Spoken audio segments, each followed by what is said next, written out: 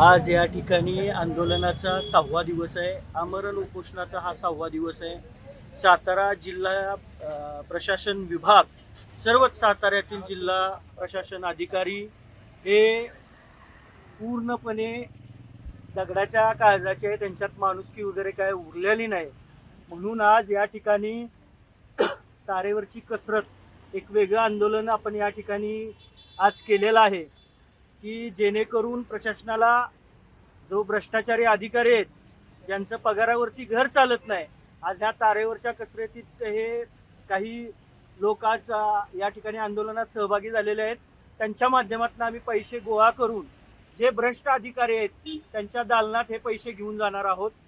उद्या 9 तारखेला जिल्हाधिकारी कार्यालयाबाहेर माझ्या रिपब्लिकन सेनेचे जिल्हाध्यक्ष अक्षयजी कांबळे, रिपब्लिकन सेनेच्या महिला जिल्हाध्यक्ष पूजाताई बनसोडे हे दोघे जण आत्मदहन करणार आहेत.